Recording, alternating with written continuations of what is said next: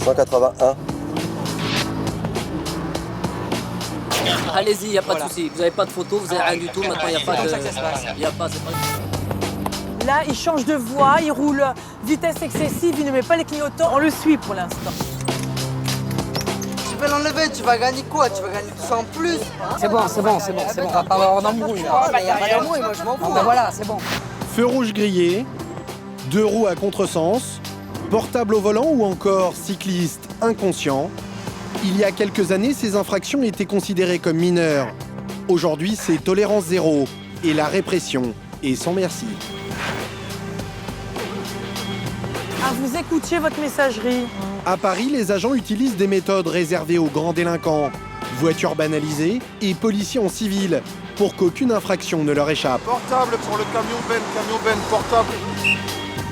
C'est vraiment du racket, pas du tout de la sécurité routière. À Nice, les policiers verbalisent les conducteurs à distance avec des dizaines de caméras. Pour l'autre personne qui risque de recevoir le timbre-amende, ça va lui faire mal. Dans le sud, les fourrières tournent à plein, quitte à employer d'étranges méthodes qui mettent le feu aux poudres. Mais on récupère la voiture? Pas maintenant. Tiens, mais on travaille, nous. Madame, moi aussi je travaille. Il y a marqué police, il n'y a pas marqué voleur. Face à cette répression, les conducteurs font appel à des avocats qui traquent l'erreur de procédure. Il n'y a pas de cachet, il n'y a pas de signature précise, il n'y a aucune authentification. Tolérance zéro sur les routes de France. Entre la police et les automobilistes, la guerre est déclarée. À Paris, pour coincer les chauffards, les gardiens de la paix utilisent des techniques habituellement réservées à la police judiciaire. Et c'est redoutablement efficace. Patricia, 44 ans, est brigadier chef de la police de la route. Elle traque les mauvais comportements depuis plus de 5 ans. On n'a pas de plot, Est-ce qu'on... C'est un véhicule bord, il n'y a pas de... Non mais peu importe, mais j'en veux quand même. Depuis quelques années, elle lutte contre les infractions avec une nouvelle arme, une voiture banalisée. Z1 de la Bravo 636 Alpha. Avec ce véhicule discret, elles se font incognito dans la circulation.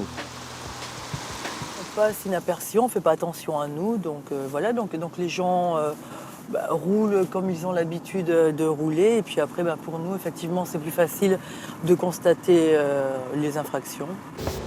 Si elle est devenue une adepte de la voiture banalisée, c'est pour punir les comportements dangereux, avant qu'ils ne débouchent sur des accidents gravissimes, comme celui-ci. Un motard vient de percuter un 2 roues en stationnement. Il est inconscient. Les plots, je veux des plots! Il y a urgence. La policière veut savoir qui a causé l'accident. Est-ce qu'il y a des témoins? Oui. Expliquez-moi, la personne est tombée. Tout seul, hein? Tout seul. Oui, il est rentré, en fait il m'a doublé. Il a fait un virage à droite et il est rentré dans le scooter qui est là. Donc ça là, c'est au scooter qui est là. D'accord, donc il a percuté tout seul. Tout seul le scooter et après il est rentré dans cette voiture en fait. Enfin, il a percuté le scooter, il a sauté. Il est passé par-dessus et il est rentré dans la voiture blanche. L'homme est inanimé depuis de longues minutes. Il a de multiples fractures. Son pronostic vital est engagé. Non, je suis arrivé, il était à terre comme ça. Avec ton collier, il est prêt, on met à plat l'eau. Une taille à peu près, on va découper carrément les vêtements. Le blessé va être pris en charge par les pompiers. Selon Patricia, la cause de l'accident ne fait aucun doute. Mais il devait rouler vite parce que là, le jeune, il est quand même dans un sale état, malheureusement. La vitesse excessive, une des infractions que traque Patricia. Mais il y a une autre cause à cet accident. Le jeune homme, ivre et sous l'emprise de la drogue, faisait la course avec un deuxième motard qui l'a heurté. Heureusement, il sortira de l'hôpital quelques jours plus tard, sans séquelles irréversibles. Avec ce genre d'accident en début de journée, Patricia ne va laisser passer aucun excès de vitesse. Donc on va passer par là, attention, on met le clignotant. Attention, attention. Il est pas con lui là, j'aurais bien mis là le contrôler lui. Ah bah viens, on va le contrôler. À bord de sa voiture banalisée, elle croise justement la route d'un type de chauffeur qu'elle connaît bien. On va le suivre, on va le suivre. Et il roule vite quand même. Hein. Voilà, voilà. Là, il change de voie, il roule vitesse excessive, il ne met pas les clignotants. On le suit pour l'instant. C'est cette camionnette blanche. Elle roule désormais à 110 km/h au lieu de 80, en changeant fréquemment de fil. C'est un chauffeur-livreur, une catégorie de conducteurs que Patricia a dans le collimateur. Elle décide d'intercepter le véhicule.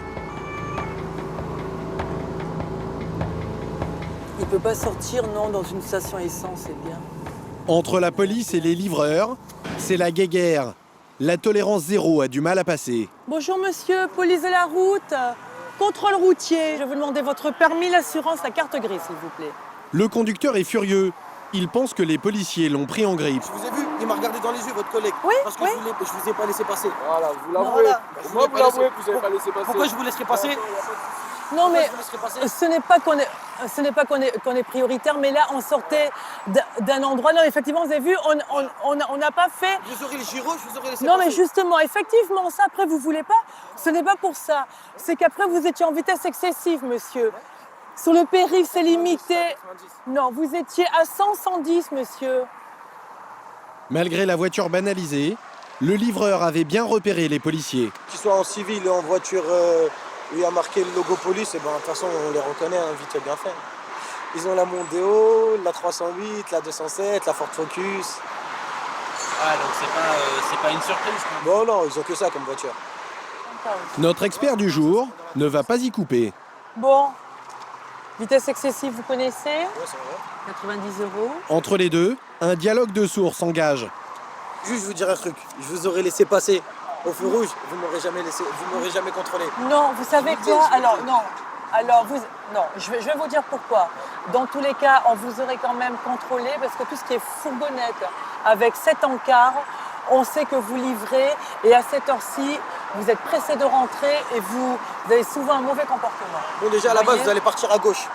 Parce que le monsieur il a mis le volant à gauche. Oui, non, je vous ai non, pas non, laissé non, passer, mais- vous avez dit bon celui-là on va se le Non, faire. parce que non, vous avez démarré en trombe comme ça. Voilà, c'est ça en fait. Non, mais voilà, vous voyez. Patricia tente une petite leçon de morale. Mais bon, effectivement, en tout cas, adaptez quand même votre vitesse sur le périph'. Je vous rappelle quand même c'est 80 km/h. Voilà. Mais je sais que vous savez, c'est ça le pire. Vous savez tout et vous allez continuer à avoir ce même comportement. Demain vous allez me voir passer et je vais rouler Oui, pareil. ce sera pareil, on est bien d'accord. Ok, bon allez, bonne journée. Donc là, quelque part, donc là, je me sens impuissante. Au revoir, monsieur, bonne journée. Ultime fanfaronnade, il repart sur les chapeaux de roue. La policière, elle, est amère. Pour dire, il a vraiment un mépris manifeste aux règles de la route. Bon, bah après, bah, malheureusement, il risque de faire de la prison quand même. Au départ, vous voyez, c'est anodin. Hein. Mais la plupart des conducteurs ne repèrent pas la voiture banalisée de Patricia. Alors les PV tombent drus. Et là, vous n'avez pas le permis parce que vous l'avez oublié? Elle s'attache aux moindres détails pour débusquer l'infraction. Ah, vous écoutiez votre messagerie. Ok, c'est le patron qui vous met la pression pour que vous répondiez, mais les points, qui c'est qui les perd? C'est vous quand même. Au revoir, monsieur, bonne journée. Et elle ne laisse rien passer. Bon, vous avez vu, hein. Bon, ça a duré quelques secondes, hein. Vous prenez le sens interdit, on vous renverse, tac. Il n'y a pas de pièce d'identité. Vos gamins à la maison qui attendent, ils sont tout seuls. Merde, attention, attends. Donc là, je peux dire qu'il ne va pas faire une année encore comme ça. Ben, surtout si vous faites des infractions et que vous devez présenter votre permis. Même les piétons ne sont pas épargnés. C'est vert. Respectez. Reculez. Merci. Merci, mesdames. Elle est tellement experte que Patricia peut débusquer 5 infractions simultanées chez un seul conducteur. Il suffit de se glisser entre deux fils et d'observer le comportement des automobilistes. Comme celui-ci, qu'elle a repéré portable au volant. À la prochaine, on sort. À la prochaine sortie, monsieur. Vous mettez bien le clignotant. Regardez bien devant vous. Le téléphone au volant, une infraction qui coûte désormais 135 € et surtout 3 points. Et pour ce conducteur, elle va entraîner une cascade de vérifications. Un premier détail, sur son permis, va attirer l'attention de Patricia. Moi, sur le permis, je vois ça, vous devez avoir ou vos lentilles ou vos lunettes. Vous n'avez pas vos lentilles, vous n'aviez pas vos lunettes. Un oubli, puni de 90 € et 3 points. Et ce n'est que le début. Et là, monsieur, le contrôle technique, il n'y a pas de contrôle technique. Ah, bah ce soir, bah oui, juste ce soir. Juste ce soir. Une négligence qui va lui coûter 90 € supplémentaires. Et l'inspection se poursuit. L'assurance périmée depuis quelques jours. Et l'assurance, monsieur? Une assurance périmée, encore 135 €. Et cerise sur le gâteau, sa plaque d'immatriculation est abîmée. Au total, près de 400 € d'amende et un possible retrait de 5 points, en quelques minutes seulement. Même Patricia commence à douter. Je sais pas, ça fait beaucoup quand même. Pas moins de 5 infractions. Contrôle technique. Mais Patricia, comme tout policier, a le droit de ne pas toutes les verbaliser. Je veux faire l'assurance. Bah, ce sera 3. Je ne vais pas faire et non des moindres, hein, le non-respect de la restriction sur le permis de conduire, parce que là, il va perdre trop de points là, en quelques minutes. Elle oublie l'infraction sur le port des lunettes. En sachant que c'est une infraction avant qui n'était pas soumise à perte de points. Donc dans le doute, je lui dis, et puis maintenant, charge à lui à faire attention pour les prochaines fois. Voilà. Au revoir monsieur, bonne journée. L'automobiliste s'en tire bien, 2 points en moins et seulement 112 € d'amende. Quelques jours plus tard, elle va monter une opération qui va faire tomber dans ses filets un maximum d'automobilistes, grâce à un stratagème auquel ils ne s'attendent pas du tout. Nous sommes place de la Nation, un des carrefours les plus dangereux de la capitale. Plus de 30 feux rouges, des passages cloutés extrêmement larges et des voitures qui ne laissent pas passer les piétons. Conséquence, des dizaines d'accidents, dont certains ont traumatisé Patricia. C'est une place où il y a énormément de monde, il y a énormément de passages piétons qui ne sont pas forcément toujours respectés. Et il y a à peu près 1 an, j'ai dû appeler les secours pour un accident mortel, juste là. Pour multiplier les flagrants délits, cette pro des infractions dispose d'une autre carte maîtresse. Un individu qui ressemble à un badaud, un policier en civil. Je me positionne. Tu vas te positionner là. Bon, ok, ça marche. Tire 2. Ça marche. Il passe quasiment inaperçu et les automobilistes ne se méfient pas. Mais lui annonce avec sa radio toutes les infractions. Un peu plus loin, ses collègues n'auront plus qu'à cueillir les auteurs pris en faute. Et c'est parti pour le baltrap. Cette camionnette blanche de la RATP franchit tranquillement le feu rouge. Son signalement est immédiatement donné. Véhicule de la RATP, là, rouge, véhicule de la RATP qui arrive en haut. Portable pour le camion Ben, portable. À l'autre bout de la place, Patricia et ses hommes attendent de pied ferme les conducteurs en infraction. Mettez les warnings alors, c'est bien. Très vite, c'est le défilé. Tout le monde y passe.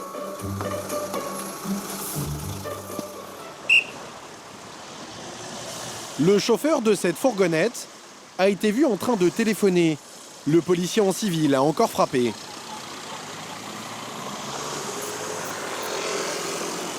Un agent en civil qui constate les infractions, vous avez votre téléphone en main gauche. Ah bon? L'avenue du Trône. Vous savez pas? Non. Je travaille, je suis artisan, d'accord? Et vous avez peut-être un agent civil, hein, mais moi je sais ce que je dis. D'accord, bah lui il a sa montée. Mais attendez, vous m'avez vu ou pas? Parce que il est Non, comment?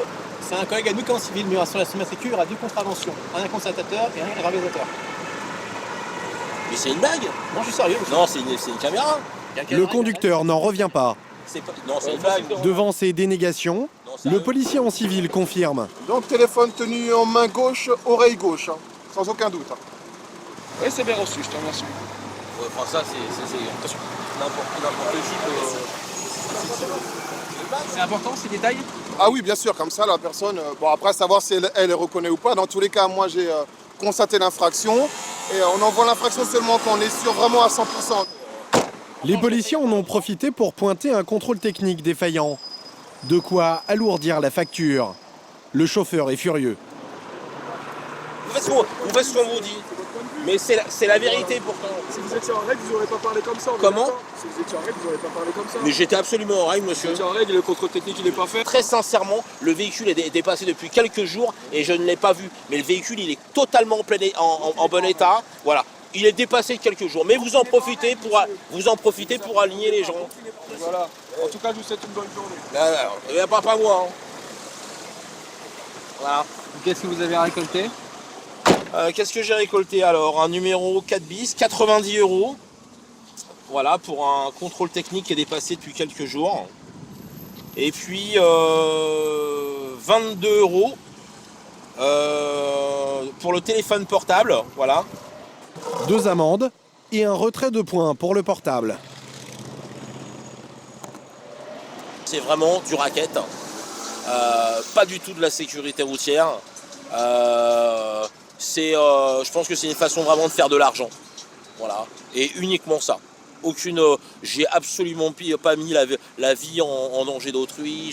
J'ai fait de mal à personne. Et pour moi, je suis complètement racketté. Voilà.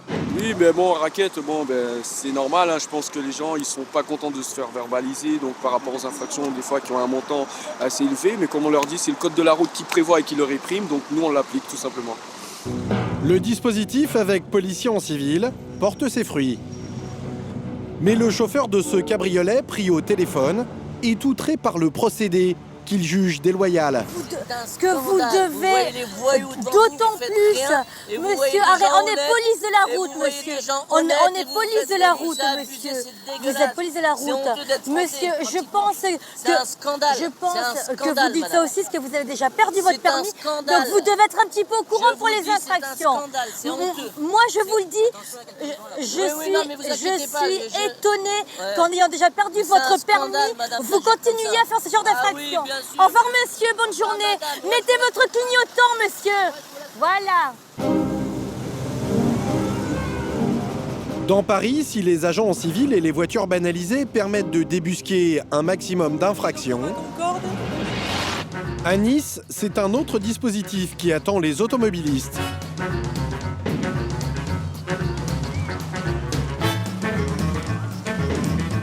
Exemple sur la célèbre promenade des Anglais. 4 millions de touristes empruntent ce boulevard chaque année. Alors cette artère de 7 km a été placée sous très haute surveillance.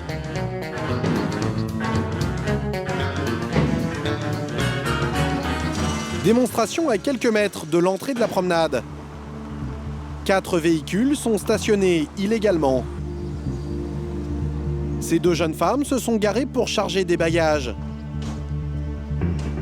Et sans s'en rendre compte, elles viennent de tomber dans les filets d'un système digne de Big Brother. Un peu plus loin, une caméra a tout enregistré. Elle est reliée directement au QG de la police municipale.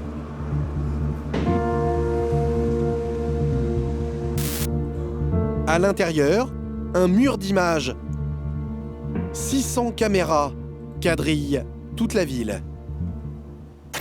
Donc là, il y a une voiture sur la voie de circulation. Donc je prends bien le véhicule avec la plaque. Virginie est une contractuelle du futur. Elle verbalise les voitures sans quitter son siège. D'ailleurs, là, il y a une voiture en double. Elle vient de repérer cette fourgonnette garée en double fil.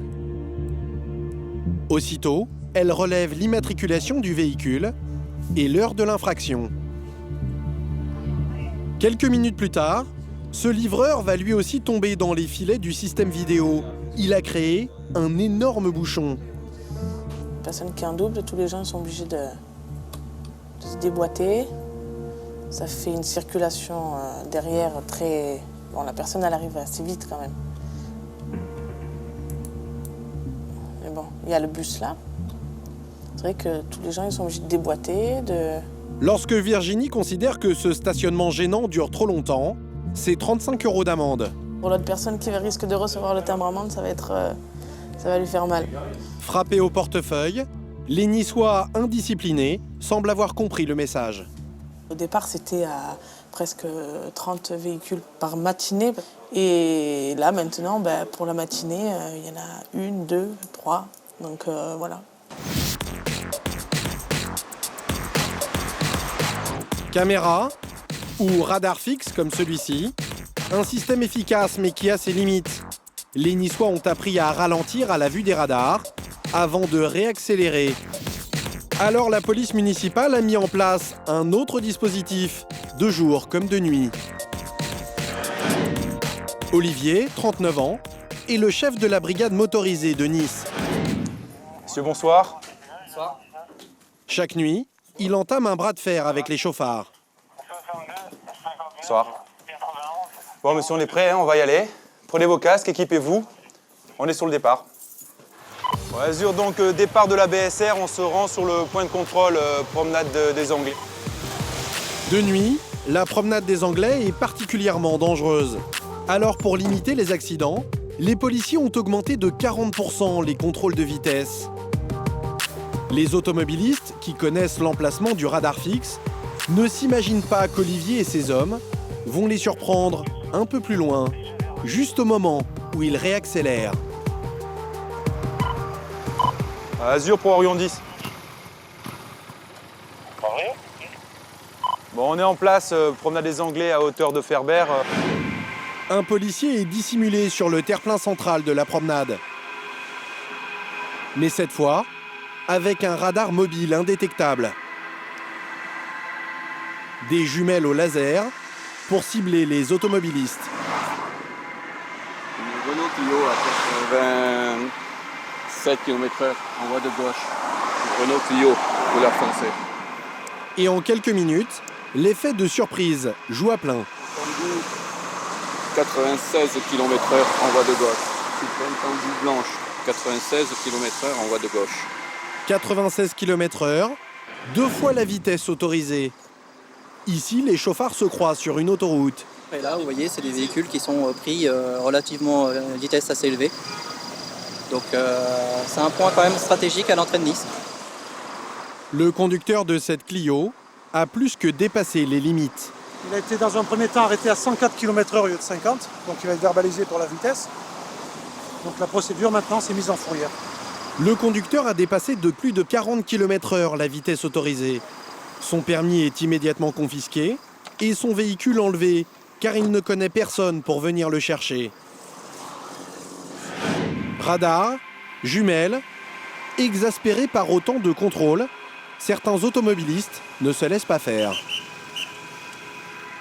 Le chauffeur de ce scooter de grosse cylindrée vient de décrocher la palme. Il a été pris à une vitesse folle, 117 km/h.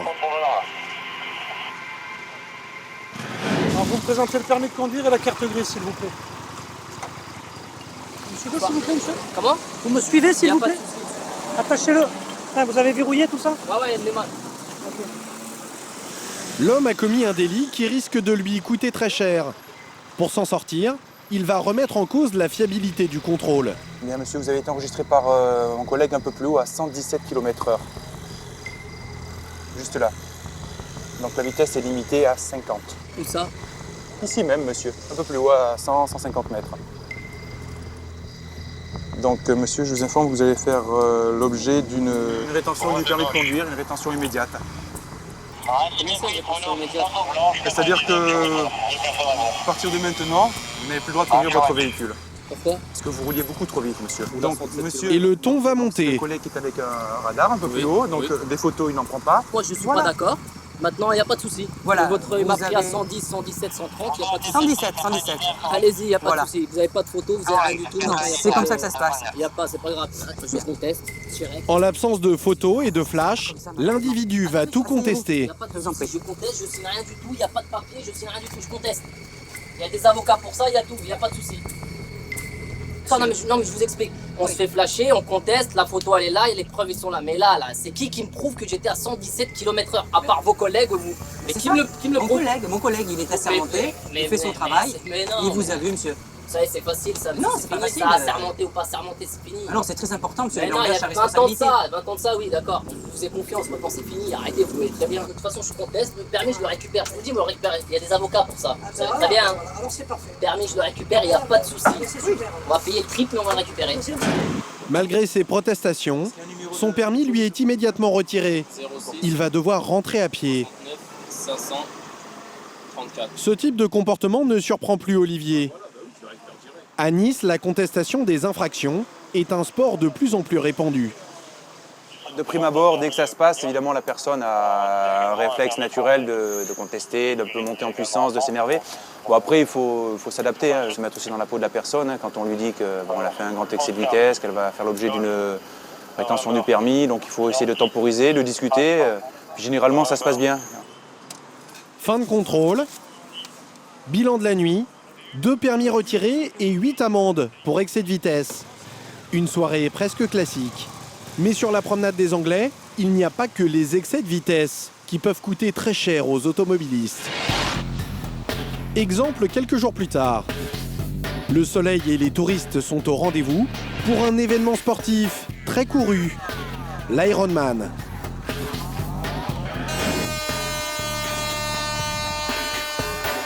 Un triathlon international dont l'itinéraire emprunte la promenade des Anglais. À quelques heures de cette nouvelle édition, la municipalité a interdit tout stationnement. Un avertissement qui n'a pas suffi. Plusieurs dizaines de véhicules sont toujours garés. Alors en pleine nuit, la police a déclenché une énorme opération d'enlèvement. 7 camions fourrières pour dégager la promenade.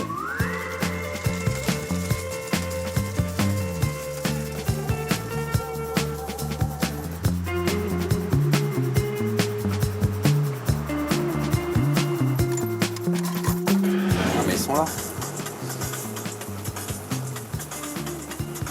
Moi je vais aller les voir, je vais savoir lequel je dois enlever. Robin, 43 ans, est un petit nouveau des enlèvements à Nice. Pour la 406, c'est bon? Oui, il y a l'accord depuis... Tu me remplis le... Ah, t'es d'accord.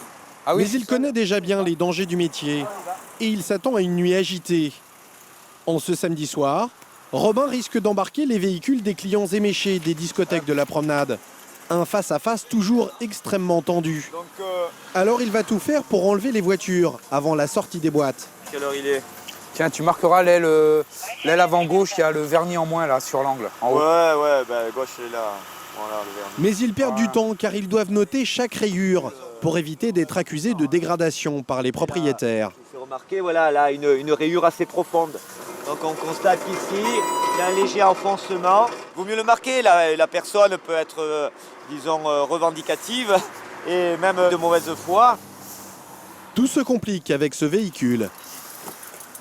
Véhicule ouvert.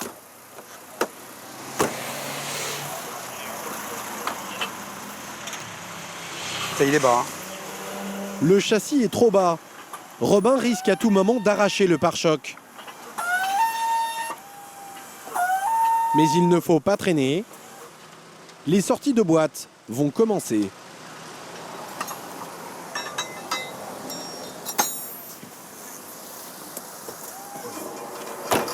Tu aurais souhaité quelque chose si la voiture est endommagée? De payer les réparations, quoi, hein, la société, bien sûr. Donc c'est pas le but du jeu non plus, quoi. Hein. Pas le temps de discuter. Robin enchaîne les trajets. Ça va me falloir un coup de main, elle est basse. Hein. Elle est basse? Ouais. 4h30 du matin, plus que 7 voitures à enlever. Mais trop tard, les fêtards commencent à arriver. Le grutier veut tout de même assurer sa prise. Alors il se dépêche de soulever les 2 roues arrière du véhicule. Une technique qui oblige le propriétaire à payer les frais de fourrière. Sauf que la conductrice de la voiture ne va pas l'entendre de cette oreille. Vous pouvez vous acquitter des frais de fourrière, madame? Comment? Vous pouvez vous acquitter des frais de fourrière sur place? Ça vaut 110 € sur place. 110 €? Ouais. Je viens de sortir de boîte, c'est rien du tout. C'est la propriétaire de la voiture. Pour éviter de payer, la jeune femme tente d'amadouer Robin. Elle doit d'abord présenter ses papiers et pour elle, ça va se gâter. Voilà, on vérifie d'abord les papiers de la propriétaire. L'assurance, permis de conduire et carte bleue. Les papiers afférents à la conduite du véhicule. Normalement, il va y avoir un paiement sur place. Voilà, pour que j'y restitue la voiture, vu que j'ai levé 2 roues. Mon permis, je l'ai pas. Sans permis, je vous laisse pas repartir, madame. C'est vrai? Ouais, bien sûr. Et vous pouvez pas appeler la centrale? Ah non, madame, pas cette heure-ci. Et ce que Robin redoutait finit par arriver. Les amis de la jeune femme débarquent. Ils sont complètement éméchés et la situation va dégénérer. Monsieur, ça a commencé à minuit et demi, les arrêtés. Ah, les roues sont pas levées. Ah, c'est pas levé, ça? Il faut que les roues soient levées. Le groupe essaye maintenant de faire pression sur Robin. Là, faut payer, mais la roue, la voiture, elle est pas encore levée. Si, elle est levée, là. La roue. Comment? La voiture, elle est levée, là. Les 2 roues arrière sont levées. Mais enlevez-le. Vas-y, enlève-le. C'est quoi écoutez, comme Voyez ça avec le fonctionnaire de police, monsieur. Eh, tu vas l'enlever, c'est bon, je vais l'enlever, tu vas gagner quoi? Tu vas gagner tout ça en plus? Franchement, tu vas gagner quoi? T'es là, t'enlèves la voiture. Mais non, elle est pas levée. On passe au terminal. Attends, arrêtez de parler mal. Eh, tu vois les gens qui servent. Voilà, la ville de Nice, ils sont là, ils mettent des PV, on a un boîte juste là à côté, on va bouger d'ici 1 heure. Et ils sont là, ils mettent des PV pour tout le monde, en sachant très bien qu'il y a des boîtes de nuit ici sur la Côte d'Azur. Et on va partir, tout ça parce qu'il y a Ironman. Et nous, on est là, on va partir. C'est tout. Et qu'est-ce qu'ils font? Ils sont là, ils cherchent des voitures. Tout ça pour payer, tout ça, on paye, on paye. Au lieu d'aller faire leur boulot là-bas, qu'est-ce qu'ils font? C'est facile de mettre des PV. C'est tout. Malgré les roues levées, un ami de la conductrice essaye de prendre le volant. Une tentative qui n'est pas du goût des policiers. Enlève-le. Ne cherchez pas, monsieur, parce que ça va être rapide, on va aller au bar. Mais ça, c'est quoi? On va aller après. Tu vas faire quoi? Tu vas prendre la vous serez en garde à vue 2 jours, mais tu vas prendre la garde à vue après. Je m'en fous, moi. Je m'en fous de la garde à vue. Mais moi aussi, je m'en fous. Enlevez ça, on passe. Il y a des chariots, vous bougez pas la voiture. Et quel chariot? Il y a 400 voitures enlevées. Mais ne me tuez pas, ne me tuez pas. Ne me tuez pas. C'est bon. C'est bon, on va pas avoir d'embrouille. Voilà. Tout simplement. Le jour s'est levé sur Nice. Pour Robin, la mission se termine. Ici? Ou là? Lui et ses collègues ont réussi à enlever 33 véhicules avant le triathlon. Des petites voitures, des grosses berlines de luxe, des décapotables et des scooters.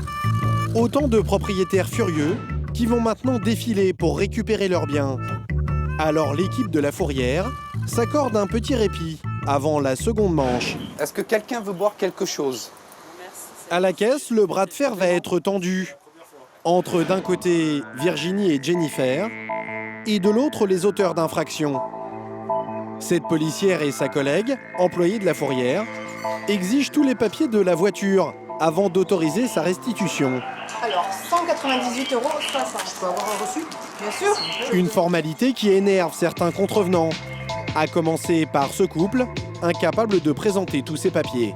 Parce que moi, je suis allée à mon assureur quand mon mari il a eu le problème avec le gars de la portière. Ouais. Donc, je l'ai laissé, je pense peut-être qu'il a dû la garder dans tout ça. Voilà. Donc, ça, c'est l'assurance de ma voiture. C'est une accumulation de... Et ça, c'est pourquoi faire? C'est parce que c'est moi qui garde la carte grise, je vous donne le papier qui va vous Mais on permettre récupère d'aller à la la voiture? caserne. Pas maintenant. Hein. Putain, mais on travaille, nous. Madame, moi aussi, je travaille. Ah, laisse tomber, de toute façon... Je fais mon travail, je m'en La femme est folle de rage et les ennuis continuent. Sachez que le contrôle technique, il n'est pas valable non plus. Pour faire la carte grise, il vous faut un contrôle technique de moins de 6 mois. C'est génial. Qu'est-ce qui vous est arrivé? La Fourrière est venue nous piquer la voiture. Voilà, toujours à nous. Voilà. Et on nous prend la nôtre, mais pas celle des autres, en fait. Parce que là, il y en a des voitures de garées, en plus. Hein, mais, des voitures. Il y en a des garées, là. Oui, il y en a plein. Ouais. Voici leur voiture. Elle est remplie de seaux et de balais. Le couple gère une entreprise de nettoyage et il n'est pas prêt de reprendre le travail. Ils sont un peu énervés. Un peu beaucoup, ouais. Parce que c'est constamment nous, hein. La voiture d'entreprise, c'est constamment qu'on nous... Quand c'est pas ça, c'est l'autre. Alors, à force, Moi, si je pète les plombs, ça marre, quoi. Toujours donner des sous, les nourrir. Hein? Sûr qu'ils peuvent faire un bel immeuble là pour leur, hein? Pour la police. Et sur le dos des gens. Ah, ils font leur boulot aussi. Oui, mais nous aussi. Voilà. Qui c'est qui les nourrit? C'est nous. Voilà. Et que eux, ils nous nourrissent pas. Je suis désolée. C'est très courant, surtout quand ils sont en tort.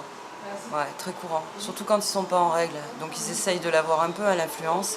Style, on arrive en hurlant, en étant un peu agressif. On y travaille. Nous aussi, on travaille, on fait notre boulot. S'ils étaient correctement garés, ils ne seraient pas ici. Si certains s'énervent, d'autres, comme cette retraitée, tentent d'attendrir Jennifer. Alors, c'est combien la douloureuse? Alors, la fourrière, 114,60 €. Oh là là, je peux pas le payer en plusieurs fois. J'ai 600 € de retraite, hein, madame.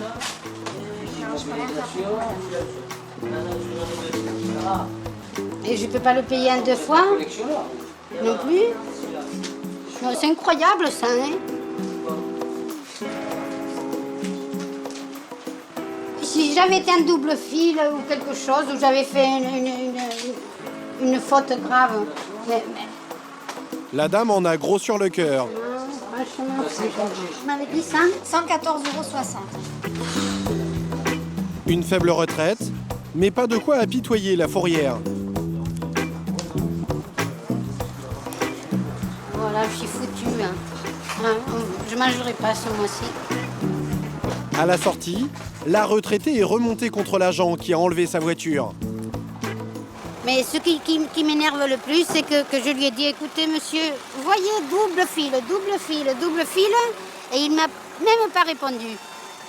C'est ça qui m'énerve, parce que moi, s'il m'avait dit, attendez madame, je vais voir aussi. Non, rien. Voilà, comme si j'étais une merde. Excusez-moi l'expression. Non, on a l'habitude. Après, la dame, oui, j'ai 600 € de retraite. Malheureusement, je dirais, il faut payer pour sortir. Nous, on a des consignes, on ne peut rien faire pour... Et non, il faudrait ouvrir un centre d'assistance sociale à côté et travailler en relation avec eux. Hein. Non, c'est pas possible. On essaye de se mettre à leur place. C'est vrai que sortir cette somme, c'est pas... Déjà, quand c'est pas prévu, c'est vrai que c'est un budget, quoi. Moi, je veux juste ça. Dans le défilé des mécontents, un grand classique. Donc là, c'était un 2 roues, c'est ça? Ces deux jeunes accusent la fourrière d'avoir abîmé leur scooter. D'après eux, le grutier aurait déformé le garde-boue du 2 roues. En fait, notre cage avant, il n'était pas comme ça en fait. C'est lequel? Celui qui est devant, là? C'est celui qui est tout tordu? Ouais, voilà. On l'a récupéré comme ça. Les deux jeunes tiennent à nous montrer les dégâts. Ils sont particulièrement remontés. Bon, après, ils s'en foutent un peu, je crois. Ouais, voilà. En fait, eux, leur rôle, en fait, c'est juste de l'enlever, qu'il soit dans l'état ou pas, ils s'en foutent. Ouais, ce qu'ils veulent, c'est payer, quoi. Ils vont gagner de l'argent comme ça. Donc, ils sont contents du moment qu'ils ont les sous. C'est du service public. Hein. Si on enlève les voitures, c'est justement parce que ça gêne. Ça ne fera pas augmenter ma paye à la fin du mois, malheureusement. Sinon, je ne m'arrêterai jamais. Hein. Je travaillerai jour et nuit. Aucune vacances. Et puis, on n'est pas des voleurs. Hein. Il y a marqué police, il n'y a pas marqué voleur. Hein. Voilà. À Nice, la police municipale pratique la tolérance zéro avec fermeté. Résultat, 16 000 véhicules enlevés chaque année. Avec cette politique, les municipalités espèrent changer le comportement des conducteurs. Sauf que chez les automobilistes, les vieilles habitudes ont la vie dure. Pour les contrer, certaines polices municipales vont jusqu'à utiliser des méthodes et des techniques controversées. Direction Marseille. Ici, la municipalité s'est lancée dans la reconquête du centre-ville. Création de zones piétonnes et lignes de tramway qui ont chassé les voitures. Du coup, les phocéens se garent plus loin et d'une manière anarchique.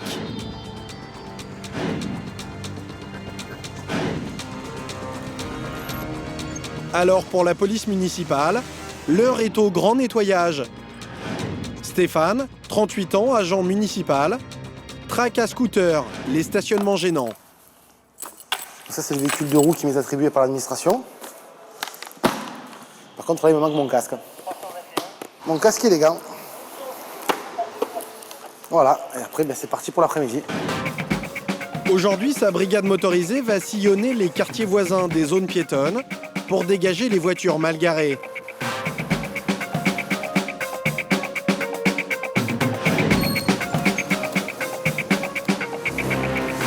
Ce matin, première étape, cette place, interdite au stationnement, mais transformée en parking improvisé. Donc en fait, c'est un trottoir réservé aux piétons. C'est devenu un parking, alors qu'en fait, si vous regardez, vous tournez, 5 mètres derrière vous, vous avez un parking ouvert à tous. Le policier municipal commence par faire circuler les automobilistes restés au volant. Bonjour, vous êtes garé sur la chaussée là, sur votre circulation. Vous circulez. Non, allez-y, démarrez et circulez. Entrez. Monsieur, bonjour, vous êtes garé sur la chaussée, je vais vous demander de démarrer là. Vous mettez votre contact et vous démarrez, monsieur. Vous y allez. Merci. Monsieur. Là, monsieur, là, dans le coin, il n'y a pas de place là. Il faut aller voir un peu plus loin au parking. Donc, très beaux yeux. Hein. Bonne journée. Au revoir, monsieur, dame. Puis le policier s'attaque aux voitures restantes. 35 € d'amende à la clé.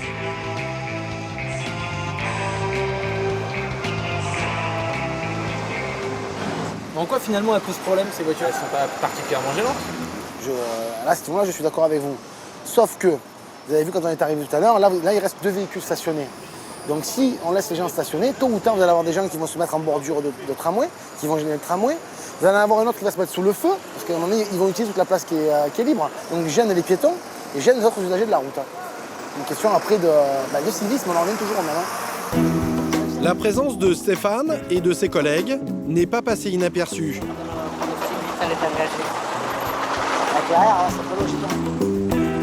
Cette jeune femme vient d'être verbalisée.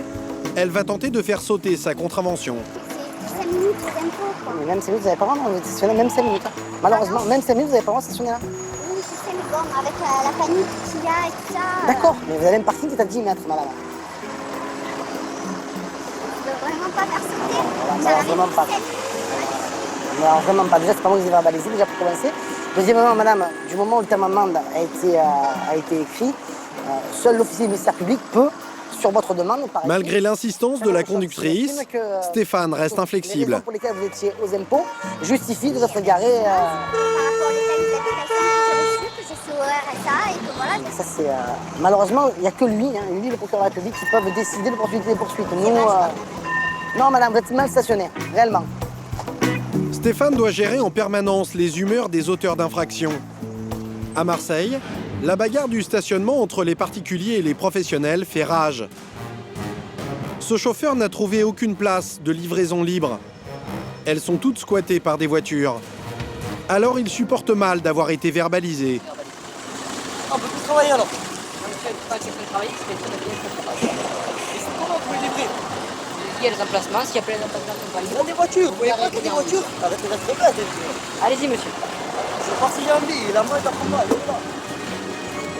Fou de rage, il va se livrer à un geste de colère qui risque de lui coûter cher. Dans ces cas-là, on fait un rapport pour dire ce qui s'est passé, tout simplement. Voilà. Je ramasse le TA et je ferai un rapport pour dire que le monsieur a jeté le moment.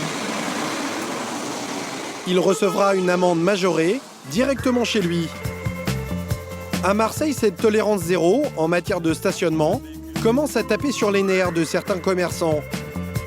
Cette voiture, garée à l'angle de la rue, appartient à un couple de boulangers, fréquemment verbalisés. C'est trop tard, madame. Je suis désolé, madame. Allez, s'il vous plaît. C'est trop tard. Je suis désolé, madame. Bon, mais c'est pas grave, merci quand même. Il est où le bébé? Il l'a pas mis. Il va le mettre, mais il faudrait peut-être l'enlever, madame, parce que la fourrière risque d'arriver. Oui, mais c'est le pâtissier, le boulanger. On fait comment? Si, madame, vous aviez laissé le warning ou mis un carton pour nous Je l'ai mis, il signaler... est parti, il est tombé. Ah, ben là, je suis désolé, madame. Moi, il n'y a rien. Il y a tout dans le sac. Il veut pas, je lui ai dit. J'ai rempli, monsieur, je suis désolé. Les policiers restent intraitables. Madame, justement, vous le savez, et vous continuez à vous garer Mais mal, on madame. on arrive, il n'y a pas de place. À 5h, on y a 4h, 1h avant le travail. On essaie de se garer, on n'a pas de place. On en a pour 200-300 € de PV par mois. C'est-à-dire, on ne roule pas sur l'or. si vous me donnez. Je suis désolé, Alors, madame. faites tout le monde. Hein. On va faire tout le monde, ne vous inquiétez pas. Passez une bonne journée, madame, au revoir. Il n'y a pas de place pour se garer dans ce quartier, il n'y a pas de place. Voilà. Eux, ils font leur travail et nous, on est embêtés. Voilà. Alors un jour, ça va exploser. Au moins, il y en a qui se garent sur les trottoirs, il y en a qui roulent ici comme si ils croient que c'est sur l'autoroute. Faire quoi? On se tait, parce que si on se la ramène, c'est pas un PV, on se retrouve, vous savez très bien. Excusez-moi, j'ai beaucoup de travail. Allez, bonne journée, messieurs. Au revoir. À Marseille, les PV ne suffisent plus pour désengorger les avenues et les places. Les habitants s'octroient des zones entières de la ville pour se garer. C'est le cas de ce nouveau quartier, les Docks. À leur arrivée, Stéphane et sa brigade tombent sur une trentaine de véhicules qui occupent une rue entière, pourtant interdite au stationnement. C'est du stationnement anarchique, hein, c'est interdit par le code de la route, il y a un arrêté de circulation qui le prévoit. Donc les gens n'ont pas à se garer là. Alors comment vont-ils enlever les véhicules mal garés? Dans quelques minutes, vous serez surpris, car la fourrière utilise parfois des techniques controversées. C'est quand même pas anodin le fait d'ouvrir un véhicule donc d'une propriété privée. À Marseille, un commissaire est chargé d'examiner tous les PV contestés par les conducteurs. Elle tombe très souvent sur des tricheurs, prêts à mentir pour garder leur permis. C'est pas légal ce que vous faites, donc ne le refaites plus. Et pour identifier les chauffards en flagrant délit, les gendarmes se sont dotés de caméras hyper sophistiquées. Fiat, c'est pas de 3, c'est pas de Peugeot, une Fiat noire. Voilà, Berrier est parti.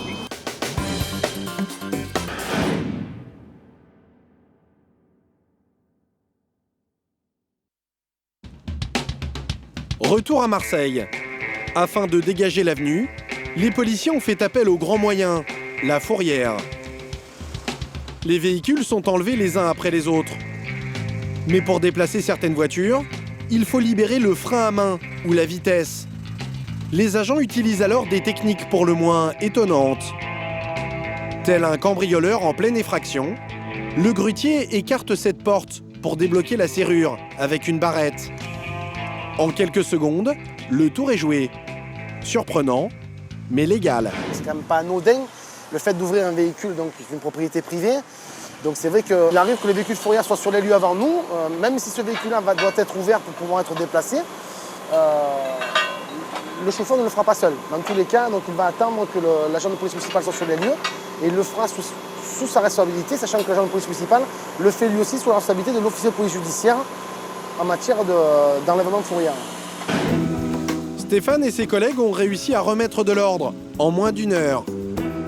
Pour faire la guerre au stationnement gênant, les policiers municipaux bénéficient aussi de coups de main inattendus.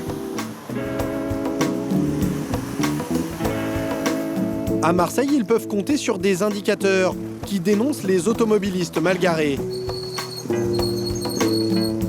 Stéphane vient d'être appelé par ce chauffeur de taxi. Voilà, monsieur, le problème quand on lui dit attention, c'est une station. Vous l'avez dit? Un livreur et plusieurs véhicules se sont garés sur ces emplacements de taxi. Voilà, vous êtes là sur la station, vous voyez le nombre de véhicules. Ils nous prennent déjà 2 places, le camion a pratiquement 3 places. Et nous avons un collègue qui est stationné là-bas et qui est en infraction, lui. Voilà, le policier peut le verbaliser facilement. Donc c'est un gros souci pour nous et pas que cette station, ça se répète un peu partout. Au revoir et bonne journée. Au même moment, Vous avez l'assurance? une autre automobiliste a fait les frais de cette dénonciation. Qu'est-ce qui vous arrive? Eh ben, on m'enlève la voiture. Combien ça m'a coûté? Le stationnement quand vous étiez sur la chaussée et l'enlèvement. Donc 35 € pour la bande de stationnement et 126 € la fourrière. Voilà. Bon, ben merci. Désolé. La conductrice n'a pas la carte grise de son véhicule. Sa voiture n'est pas en règle, elle ne peut pas rouler. Direction la fourrière. Au final, elle devra s'acquitter de 271 € d'amende, ce qu'elle accepte avec philosophie. Je vais pas pleurer, écoutez. Je marronne, mais bon. C'est comme ça, je pourrais n'y faire. Donc bon. Comme cette jeune fille l'an dernier, les Marseillais ont reçu 350 000 PV. La guerre contre le stationnement anarchique porte ses fruits. À la sortie, il y a un gagnant, la communauté urbaine de Marseille. Chaque année, la communauté de communes empoche près de 4 millions d'euros, rien qu'avec les PV de stationnement. Les PV font mal au portefeuille, mais pour les auteurs d'infractions, il y a pire, la perte de points ou la suppression du permis de conduire. Pour éviter de perdre leur permis, des petits malins se sont engouffrés dans les failles du code de la route.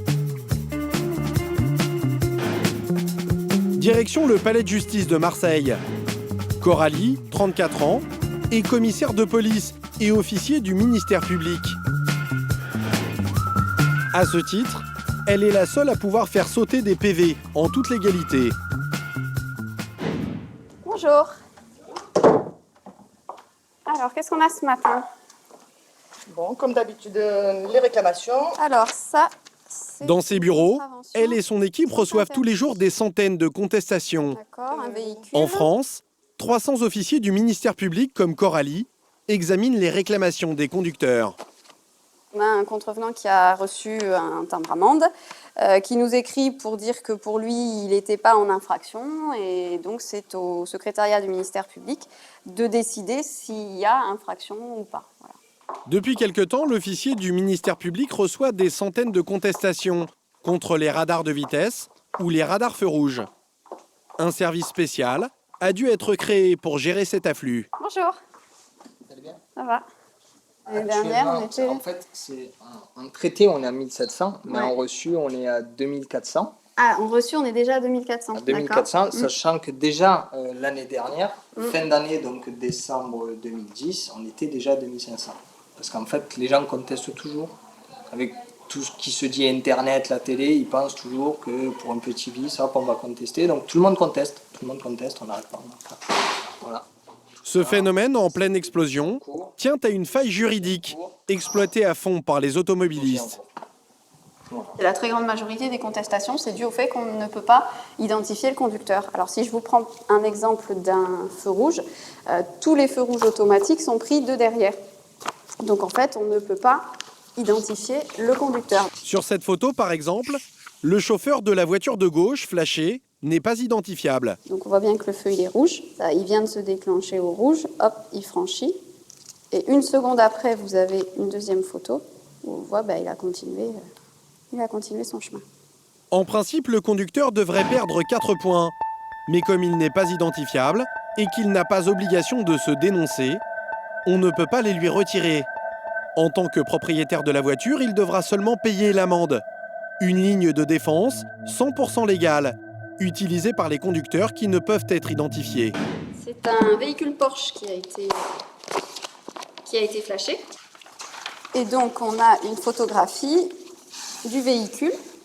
Donc la première photo, la deuxième photo. La photo a été prise à contre-jour. Là encore, impossible de reconnaître le chauffeur du véhicule. Et donc, la personne, alors dans ce dossier précis, nous dit qu'elle ne veut pas désigner le conducteur. Ça ressemble à de la mauvaise foi caractérisée, mais ça fait partie des moyens de défense qui sont offerts aux contrevenants. Les conducteurs marquent un point, mais Coralie poursuit systématiquement ce type de contrevenant devant le tribunal de police. Dans la majorité des cas, elle obtient que l'amende soit multipliée par 3. Depuis quelque temps, un autre phénomène prend de l'ampleur, cette fois-ci illégale. La vente ou l'échange de points pour sauver son permis.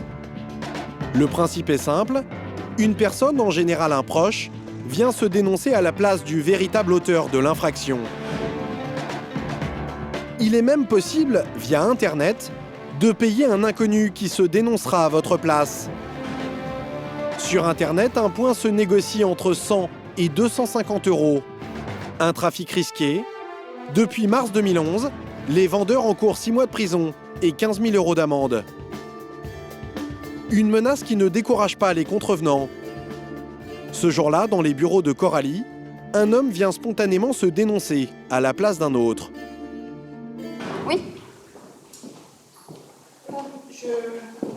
Il y a une personne qui se présente à l'extérieur, qui veut régler sa contravention. Et comme nous avions la souche de poursuite chez nous, je vérifie quand même son identité par rapport à l'infraction. Et ce n'est pas lui Qui a commis l'infraction. Qui a commis l'infraction. D'accord. Alors où est la vérité? Qui a conduit la voiture? Et à qui faut-il enlever les points? Coralie décide d'aller tirer ça au clair avec l'homme qui se présente comme étant le conducteur. Bonjour monsieur. Alors, vous venez vous dénoncer pour l'infraction du téléphone portable, c'est ça? Mais c'était pas vous. Non, c'était la voiture, elle a bien rapide. D'accord. Et qui c'était qui était au volant? Moi. C'est pas vous, monsieur, puisqu'en fait, la personne, elle a été interpellée, elle a présenté son permis de conduire. Vous étiez avec elle? Oui, mais qui c'est qui était au volant avec le téléphone? Elle. Voilà, d'accord. Donc, c'est pas vous l'auteur de l'infraction. Devant l'évidence, l'imposteur fait marche arrière. C'est qu'on va prendre le paiement de votre contravention. Par contre, les points vont bien être retirés sur le permis de la personne qui a vraiment commis l'infraction. Et puis, c'est pas légal ce que vous faites, donc ne le refaites plus. D'accord. Hein? Vous saviez que c'était pas légal ce que vous faisiez? Je savais. Oui. Oui, je suis conscient. Alors pourquoi l'avoir fait?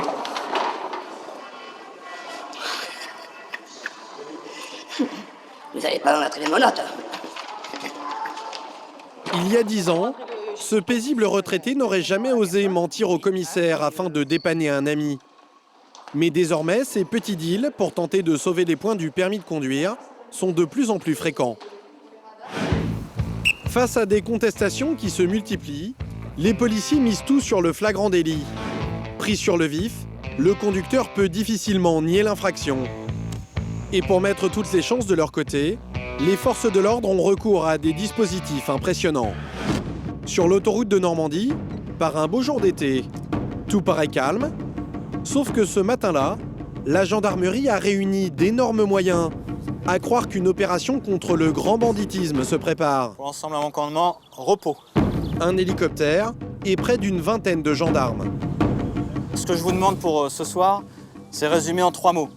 Le premier mot, c'est le discernement, sécurité, et enfin pédagogie. Ce que je vous demande, c'est d'instaurer un dialogue avec l'usager pour qu'il essaie d'appréhender et de mieux comprendre les conséquences de sa conduite dangereuse. Le dispositif est exceptionnel. Un appareil ultra sophistiqué, avec caméra embarquée et ordinateur intégré. Un attirail utilisé habituellement pour les grands délinquants de la route. Mais désormais, le capitaine Payen s'en sert aussi pour sanctionner les petites infractions. À 900 mètres de hauteur, il survole les automobilistes à l'affût du moindre écart de conduite. En appui aérien, ça nous permet vraiment d'avoir une vision très globale du trafic routier et de déceler des comportements dangereux, notamment les gens qui ne respecteraient pas les distances de sécurité et également les gens qui peuvent dépasser par la droite. Et le dispositif ne s'arrête pas là.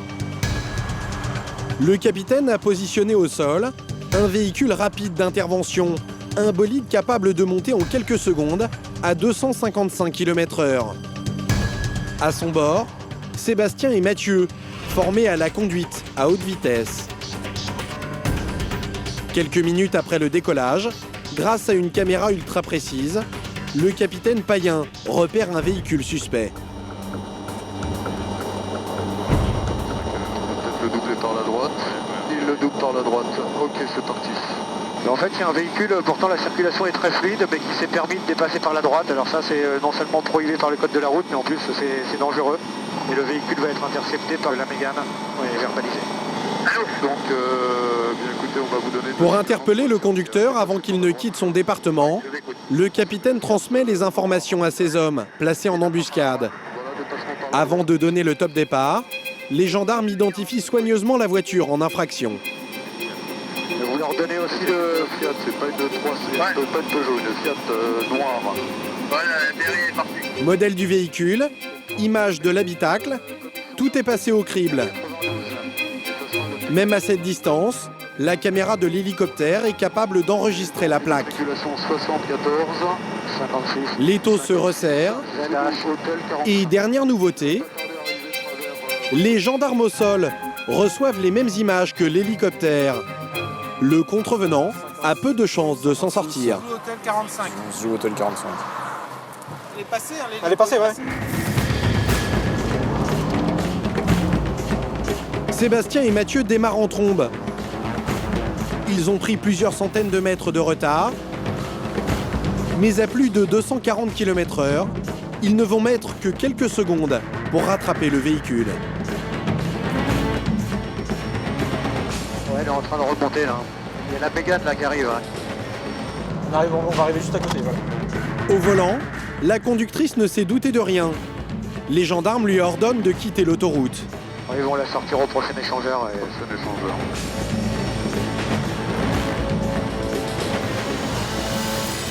À la sortie, une troisième équipe de gendarmes l'attend pour la verbaliser. Donc dépassement par la droite. Dépassement par la droite. Faut récupérer le PK. Ok, d'accord. Venez avec moi s'il vous plaît. Et ce simple contrôle va se dérouler sous la surveillance de l'hélicoptère. La contrevenante, c'est elle. Vous vous êtes rendu compte que vous aviez doublé par la droite? Doublé par la droite. J'étais sur la ligne de gauche. Donc j'ai pas doublé par la droite. Elle ne se souvient même pas de son écart de conduite. Les gendarmes lui révèlent alors le dispositif vidéo, insoupçonnable. Une caméra embarquée. Un tel déploiement de force pour un dépassement par la droite. La conductrice n'en revient pas. Et les gendarmes ne vont pas lui faire de cadeau. Je vous informe, cette infraction est susceptible d'entraîner un retrait de 3 points sur votre permis de conduire. Vous avez tout votre capital de points à l'heure actuelle. Vous avez déjà commis des infractions. Pour quel motif? Il y a eu un excès de vitesse. Excès de vitesse. Hélicoptère, voiture rapide d'intervention, motard, le dispositif paraît disproportionné pour cette infraction. Mais désormais, plus personne n'est à l'abri de ce genre de contrôle.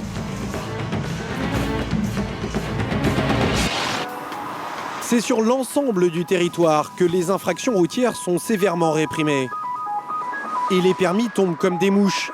85 000 retraits chaque année. Monsieur, on va faire la rétention. Comment la rétention de permis? Attendez, je travaille plus alors. Le code de la route s'applique à... Non, mais je travaille plus alors. Excès de vitesse. 181. 181. Alcoolémie au volant. Vous êtes positif.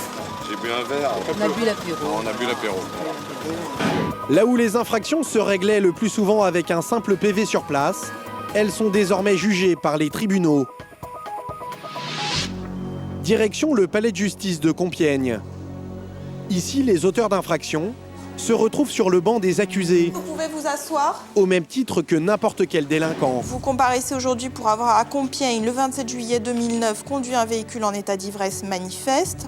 Je demanderais de le condamner pour les délits à une peine de 2 mois d'emprisonnement ferme. Par jugement contradictoire, le tribunal vous déclare coupable et en répression vous condamne à la peine de 4 mois d'emprisonnement. Face à la tolérance zéro, certains automobilistes pensent échapper à la répression par des astuces plus ou moins bricolées. La grande tendance, c'est le maquillage des plaques. Abîmer un chiffre, camoufler une lettre, rajouter un signe, pour déjouer les flashs des radars. Et bien aujourd'hui, ces petites magouilles conduisent tout de suite au tribunal. Ce jeune homme qui arrive à la barre est soupçonné d'avoir dissimulé sa plaque d'immatriculation pour échapper à une amende. Votre casier judiciaire, il porte mention d'aucune condamnation. C'est la première fois que vous venez devant un tribunal? Alors, ce qu'on vous reproche, monsieur, sur la plaque de votre véhicule, on avait rajouté au feutre ou au marqueur un 0 en plus. Donc, du coup, en modifiant la plaque. Donc, vous avez indiqué que ce véhicule Opel Astra, il vous appartenait. C'était bien le vôtre. Que vous étiez mis devant cette pharmacie parce que vous étiez en panne. L'interrogatoire peut paraître long et fastidieux, mais la juge prend ce cas très au sérieux. Elle veut tout savoir. Et vous avez dit que vous ne saviez pas pourquoi votre voiture elle était faussement immatriculée comme ça. Alors, comment vous expliquez que votre voiture, on a vu qu'elle avait ce zéro en plus qui avait été Je me rajouté? suis renseigné et c'est un ami à moi qui a voulu plaisanter pour m'embêter. C'est la plaisanterie d'un ami à vous? Exactement. Ah. Mais bon, la voiture, elle pouvait pas rouler, donc... Et ça avait été fait quand, ça? le soir même. Le soir même? Le soir où je suis tombé en panne. Et la juge ne lâche pas l'affaire. Parce que le problème, monsieur, c'est qu'aujourd'hui, vous dites que c'est un ami qui a fait ça, mais votre ami, on n'a jamais pu l'entendre. Ouais, mais bon, je vais pas non plus le balancer. D'accord, donc vous êtes prêt à assumer les conséquences? Pas donner le nom de votre ami? Non. Vous en pensez quoi de ces faits? C'est bête. La discussion va durer 15 minutes. Vie privée, salaire, profil d'automobiliste, tout est passé au crible pour cette infraction qui agace aussi bien les policiers que les juges. Vous avez combien de points sur votre permis? 3. 3? Comment ça se fait? Avec cette vitesse. Et la procureure va en rajouter. Oui, Madame le Président, c'est des explications un petit peu embarrassantes. Alors, si on cherche le mobile, ce qui est toujours intéressant pour essayer de comprendre les agissements d'un prévenu, effectivement, il était tombé en panne, son véhicule était stationné de manière gênante. C'était mieux, effectivement, de ne pas avoir le numéro exact sur cette plaque. Donc, voilà pour le mobile. Donc, moi, je vous demanderais de le déclarer coupable en répression, en tenant compte de sa personnalité, de le condamner à une peine de 200 € d'amende. Le jeune homme accuse le coup. Qu'est-ce que vous souhaitez dire, monsieur, pour votre défense? Qu'est-ce que je pourrais dire, quoi?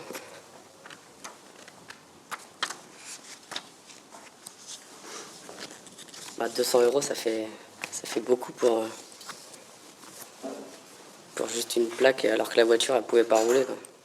La juge va faire preuve de clémence, mais le jeune conducteur se souviendra longtemps de cette audience. Le tribunal, par jugement contradictoire, vous relaxe des faits de la poursuite. Moi, je considère qu'il n'y a pas assez d'éléments dans ce dossier pour vous condamner, que l'inscription sur la voiture étant d'une nature pas forcément apte à entraîner l'erreur, donc je ne vois pas forcément l'intention là-dedans. Voilà, monsieur, c'est une mesure de faveur aujourd'hui. Vous avez un casier judiciaire néant, une activité professionnelle, ne recomparaissez pas devant un tribunal. Okay. Voilà, vous pouvez y aller. Les peines le plus souvent prononcées par les tribunaux concernent les retraits purs et simples du permis. Alors, pour échapper à la sanction, des petits malins tentent le coup de bluff avec la police.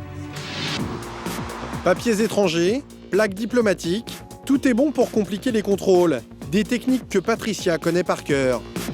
Pour appliquer la tolérance zéro, elle cible certaines catégories de voitures qui jusqu'ici passaient toujours entre les mailles du filet. Comme les véhicules du corps diplomatique, normalement ces derniers bénéficient d'une immunité. On ne peut pas leur infliger de contravention. Ce sont les voitures des ambassadeurs et des consuls. Le problème, c'est qu'avec ce genre de véhicules et donc de plaques diplomatiques, il y a beaucoup de personnes qui, sous prétexte de conduire ce genre de véhicule, ignorent un petit peu la loi, je dirais. En clair, certains chauffeurs d'ambassade se croient tout permis. Il fait quoi le monsieur là? Comme cette voiture, qui fait un demi-tour en franchissant une ligne blanche.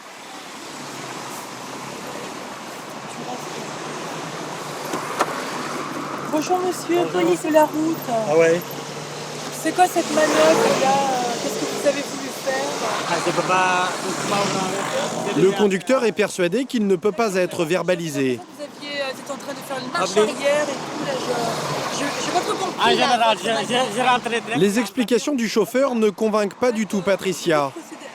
Elle a décidé de ne pas le lâcher, malgré la plaque verte de la voiture. Avez-vous une immunité? Parce que vous avez des plaques, diplomatiques. Comme vous avez des plaques diplomatiques...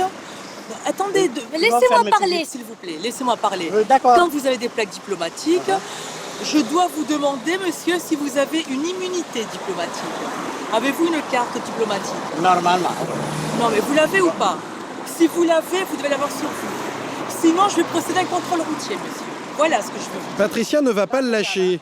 Pour bénéficier de l'immunité, la plaque verte de la voiture ne suffit pas. Le chauffeur doit être un officiel du corps diplomatique et pas un simple employé. Je vous ai vu carrément refaire une marche arrière. Un tout petit peu. Ah oui, juste un tout petit peu. Ah oui, bah oui. Mais bon, vous étiez carrément sur votre film, bon. Patricia en est de plus en plus persuadée. Le chauffeur travaille bien dans une ambassade, mais il n'est pas un officiel avec immunité. Désormais, les policiers ne se laissent plus impressionner par le personnel diplomatique. Le brigadier entend mener son enquête jusqu'au bout. Ah ben, on y va, on vous suit. Donc tous les papiers, ils sont où? Là? Donc on vous suit jusqu'à l'ambassade. Non mais d'accord, on vous suit, d'accord? On y va. De toute manière, s'il avait une immunité, il me l'aurait montré dès le départ. Une personne qui a une immunité ne l'oublie jamais. Ou alors, cas extrême, elle fait appeler aussitôt quelqu'un et la personne ramène l'immunité. Voilà. Et Patricia n'enquête pas uniquement sur l'immunité du chauffeur. Elle veut aussi savoir depuis combien de temps il conduit en France. Oui, est-ce que pour la même identité, est-ce que vous pourriez me faire le FNE? J'aimerais voir si la personne a un titre de séjour de 10 ans. Voilà où Patricia veut en venir. Si le chauffeur a une autorisation de résidence de 10 ans, il est obligé d'avoir un permis de conduire français. C'est la loi. C'est parfaitement reçu, Zaldin, je vous tiens au courant. Donc bon, là, si véritablement la personne, elle ne me présente qu'un permis sénégalais, donc je viens d'avoir la confirmation que la personne est titulaire d'un titre de séjour de 10 ans, donc là, il sera en infraction, donc défaut de permis de conduire. Il n'a pas le droit de conduire sur le territoire français. Si le chauffeur ne peut pas prouver son immunité, il va passer un sale quart d'heure. Il dispose bien d'une carte de l'ambassade, mais qui ne lui donne aucune immunité. Pas d'immunité, d'accord, donc il n'y a pas d'immunité, d'accord. Et il n'a pas de permis de conduire français, mais un Sénégalais. Vous n'avez pas de permis français, vous êtes titulaire d'un titre de séjour de 10 ans et vous n'avez pas le droit de rouler avec ce permis, monsieur, vous savez? Hein? Vous savez? Oui. Bon, donc là je vais vous présenter un OPJ et il va vous dire officiellement que vous n'avez pas le droit de rouler avec ce permis, d'accord? Avec la palpation de sécurité, le chauffeur commence à prendre conscience des ennuis qui l'attendent. Il se croyait hors d'atteinte, mais toutes ces petites combines ont été déjouées. Patricia, elle le suspecte d'être encore moins en règle qu'il ne l'affirme. Il est désormais considéré comme un délinquant. Direction le poste pour la poursuite de l'enquête. C'est un officier de police judiciaire, spécialiste des délinquants routiers, qui va finir par découvrir le poteau rose. Vous avez bien un permis de conduire français? Il est où? Il est avec. Suite à la perte de points, votre permis a été retiré? D'accord. En fait, le chauffeur avait bien un permis français, mais il lui a été retiré suite à de multiples infractions. Avec toutes ses astuces diplomatiques, il avait réussi jusqu'ici à esquiver les contrôles. Ce qui lui sera maintenant beaucoup plus difficile, car désormais il est fiché. Aux dernières nouvelles, il a tout avoué. Il sera convoqué au tribunal pour répondre de ses actes. Les plaques diplomatiques ou étrangères, il y a 10 ans, c'était un tabou pour les policiers, car trop compliqué à contrôler. Mais désormais, Patricia cible plus que jamais ces voitures-là, qui sentent bon les gros poissons. Par contre, lui, il roule à une vitesse excessive, lui. Donc on a combien? 70 compteurs. Donc là, on va contrôler. Par exemple, la policière vient de repérer ce 4x4 immatriculé en Allemagne, qui roule un peu trop vite à son goût. Les voitures à plaques étrangères, conduites par des Français, c'est souvent le début d'une autre combine, pour ne pas avoir à payer les PV. Et je vais vous demander votre permis, l'assurance et la carte grise, s'il vous plaît. Vous êtes pressé, non? Non? Alors comment Patricia va-t-elle confondre ce conducteur particulièrement imaginatif? Alors monsieur... Non, vous cherchez quel titre? Et votre permis national, c'est un permis du Bénin. Enfin, vous verrez que malgré leur détermination à appliquer la tolérance zéro, les policiers ne gagnent pas à tous les coups. Il n'y a pas de cachet, il n'y a pas de signature précise, il n'y a aucune authentification.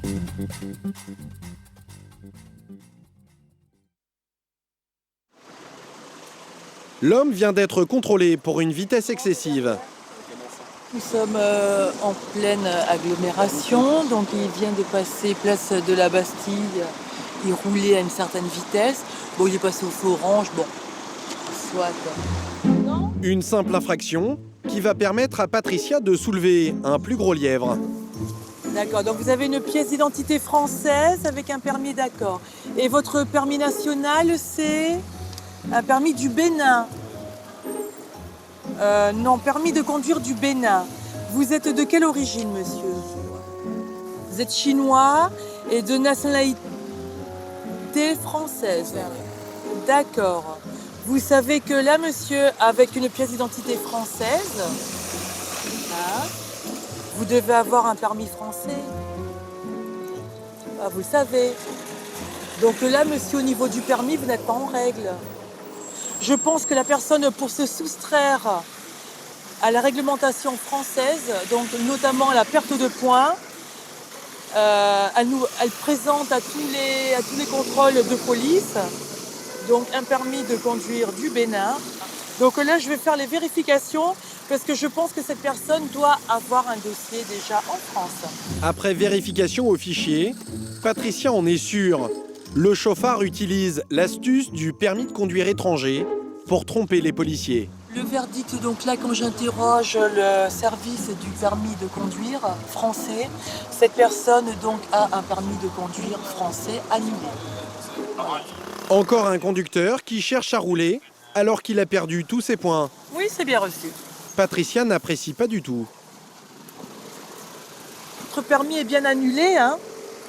Voilà. Donc alors, puisque vous êtes français avec un permis de conduire qui n'est pas valable sur le territoire français, monsieur, je vais vous présenter un officier de police judiciaire. Est-ce que vous pouvez l'expliquer à votre dame? Car votre permis que le véhicule, il va rester ici, monsieur. D'accord? Le 4x4 est immobilisé jusqu'à ce que la justice se prononce sur ce dossier. Car pour Patricia, l'affaire est grave.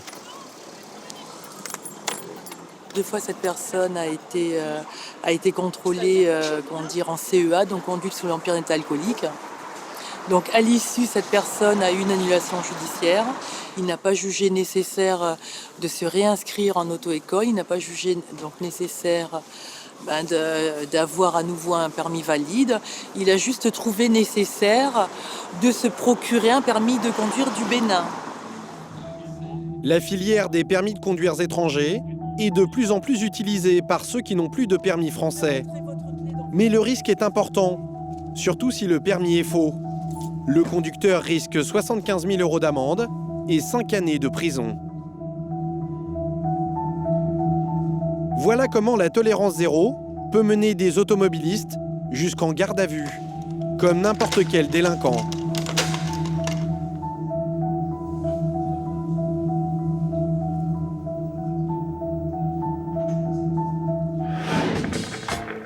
Retour au tribunal de Compiègne. Face à des policiers de la route et des magistrats devenus experts en délit routier. L'audience est reprise, vous pouvez vous asseoir. Face à la tolérance zéro qui renvoie de plus en plus de chauffards devant les tribunaux, les conducteurs font appel à des avocats qui vont traquer la moindre erreur de procédure. Exemple avec ce jeune homme contrôlé positif aux stupéfiants après un accident. Une affaire classique, sauf qu'elle ne va pas du tout se terminer comme les policiers l'avaient prévu. Cet accident, il est dû à quoi pour vous? En fait, j'avais un break familial. Ça fait même pas un an que j'ai le permis, donc un petit peu dur à manœuvrer. J'ai fait une place un petit peu trop petite et j'ai accroché le véhicule et voilà. J'ai juste accroché un petit peu l'angeliver. Vous reveniez de quoi, monsieur? D'une rêve partie, madame. D'une rêve partie. Et vous aviez consommé quoi, cette rêve partie? Juste de l'alcool, madame. Juste de l'alcool. Vous allez souvent dans des rêves parties? J'y allais beaucoup avant, quand j'étais plus jeune. J'ai consommé beaucoup de produits. J'ai entamé une cure de désintoxication. Alors d'aujourd'hui, je consomme plus rien et depuis l'accident, je consomme même plus de cannabis. D'accord. Donc vous avez effectivement déclaré que vous aviez consommé beaucoup de produits. On en a parlé tout à l'heure. La cocaïne, des amphétamines. Vous avez commencé à consommer ces produits quand? J'avais 16 ans. Vous aviez 16 ans? Pour la procureure, pas de doute, le conducteur n'échappera pas à une condamnation. Les examens médicaux sont incontestables. En conduisant après avoir fumé du cannabis, il a mis sa vie en danger et celle des autres. Il a fait l'objet d'un dépistage urinaire qui s'est avéré positif et qui a révélé la présence d'une consommation de cannabis antérieure à cet accident de la circulation. Les dépistages sanguins qui ont été effectués par un laboratoire agréé ont révélé un taux de présence de cannabis élevé. J'espère que cette procédure lui a permis de prendre conscience des risques qu'il fait encourir aux autres lorsqu'il conduit sous l'emprise de stupéfiants et que ça lui a permis peut-être de démarrer des soins ou en tous les cas une démarche pour arrêter cette consommation. Le jeune homme est dans une mauvaise passe. À 21 ans, il risque 2 ans de prison et 4 500 € d'amende. Avec les consignes de tolérance zéro, l'affaire est très mal engagée pour lui. Alors son avocat ne va pas chercher à le disculper, mais plutôt à éplucher le dossier à la recherche de la moindre faille dans la procédure des policiers. Et à la reprise de l'audience, coup de théâtre. Il remet en cause les examens de dépistage. Le président, il y a un non-respect de la procédure de dépistage d'une part, et un non-respect de la procédure de prélèvement sanguin d'autre part. Nous avons dans le dossier, Madame le Président, une fiche qui contient théoriquement le résultat des épreuves de dépistage. L'avocat veut prouver que les policiers ont mal rempli cette fiche, un point décisif. Et elle ne mentionne en aucun cas, effectivement, le type de test de dépistage qui a été utilisé. Nous n'avons rien de tout cela, effectivement, dans la procédure, Madame le Président. Il n'y a pas de cachet, il n'y a pas de signature précise, il n'y a aucune authentification. Pour l'ensemble de ces raisons, vous devez relaxer, effectivement, le prévenu. Merci, maître. Nouveau rebondissement, la procureure est d'accord avec l'avocat. Elle abandonne les poursuites. Madame le Président, cette fiche est absente, donc je ne peux que constater également cette cause de nullité de la procédure qui est soumise aujourd'hui à votre tribunal. Merci, Madame le procureur. Voilà. Reste à savoir si la juge va suivre la plaidoirie de l'avocat. L'affaire est mise en délibéré et quelques semaines plus tard, le jeune homme est relaxé. La procureure ne cache pas sa déception. Alors c'est vrai que parfois c'est un peu rageant, notamment par rapport aux jeunes conducteurs. Voilà, on souhaite des audiences pédagogiques et c'est vrai que quand on discute uniquement de la forme et pas du fond, on n'est pas certain que le message soit passé. Et on se dit peut-être que le prévenu sort du tribunal si jamais il est relaxé en se disant bah, j'ai eu de la chance, finalement je m'en suis bien sorti. Et je ne suis pas persuadée que ce soit le bon message de la justice. Face à la tolérance zéro sur les routes de France, les avocats tentent de reprendre la main en jouant la tolérance zéro sur les procédures judiciaires.